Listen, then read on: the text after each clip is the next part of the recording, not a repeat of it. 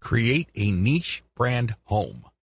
Now that you have a clear idea of what your niche is going to be, the next step is to build a home for the brand you will be creating for that niche. Pay attention to what I just said. I said that you will be building a brand. I did not say business, and I definitely didn't say website. Unfortunately, a lot of online entrepreneurs think that once they've discovered a niche, they just need to build a website or a business. Wrong. If you don't build a brand, it's only a matter of time until your business stagnates or flat out fails. You have to build a brand. This is what people will gravitate to. This is what people will build an organic community on. You have to build a brand. Otherwise, you're just simply pushing information as a commodity. That's a losing game. The best that you could offer is content and information. You really don't have much of an advantage because your visitors can get that elsewhere. In fact, your competitors probably have been around far longer than you. There's really no good reason for them to go to you for content when they can find that stuff somewhere else. You need to build a brand. Your brand is a set of values that your community and targeted audience would associate with your business. That is your brand. Build a niche brand website. The first thing that you're going to work on is your website. This is going to be the home of the brand that you manage to build through all the content that you distribute all over the internet. All that branding has to go somewhere. All that effort has to lead to a specific place on the internet, and this is your website. Do not ever confuse your website with your brand. Your website is just an expression of your brand. It is not your brand. When putting together the specifications for a website, understand that you're trying to create an experience. Think of building a website as something like setting up a nightclub. When you're setting up a dance club, nightclub, or some sort of social destination, you're looking to set up an experience. Because if you just set up a club that serves alcohol and plays loud music, you've set up something generic. You've set up something that people could experience pretty much everywhere. There has to be something that's different about your brand. This is called your unique selling proposition.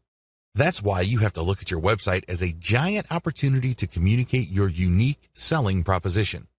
What is it about your treatment of your niche that makes your brand stand out from the rest?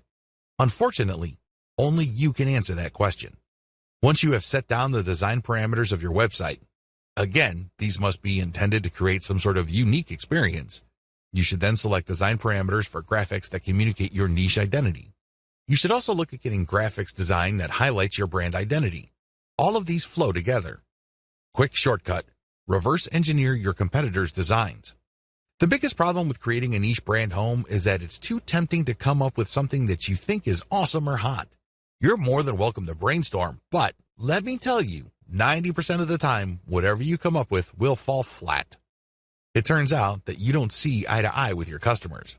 The better approach would be to study what your competitors are already doing and focus on what they have in common. The reason they have certain design elements in common is that they resonate, at some level or other, with your target audience. They would not share those common design elements if they didn't speak to your audience's needs. You use that as a preliminary starting point. This is a safe spot for you to start your niche brand home design on.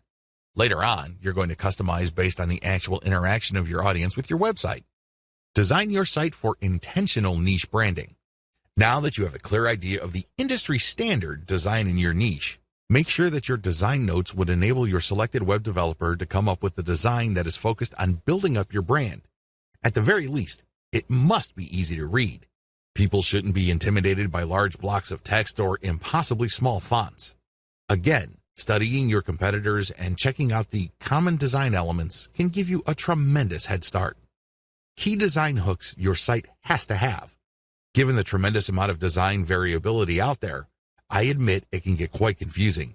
However, of all the different options available, your website must have 3 hooks that will enable you to get more traffic, more engagement, and possibly more income. Social media shareability. Make sure that your website is designed for easy sharing. This goes beyond just having Facebook share buttons all over the place. That's a given. What I'm talking about is when somebody decides to share your content. The Facebook user looking at your content would see a well-formatted and highly attractive preview of your content. This means a really nice-looking header graphic, well-formatted teaser text, and other features. This is the key to shareability on social media.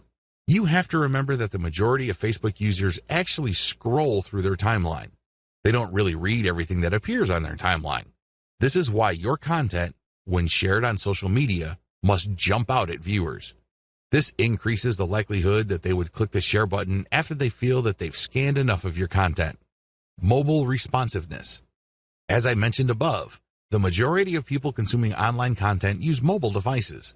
This is why mobile responsiveness is non-negotiable. It doesn't matter how big or how small the screen of your users is.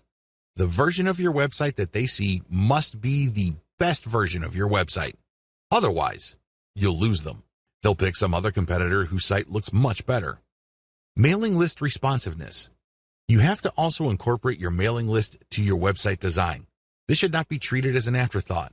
Instead, you should look at your overall website design from the homepage, the top level, the category level, to the post level to see whether the design pushes people to sign up for your mailing list.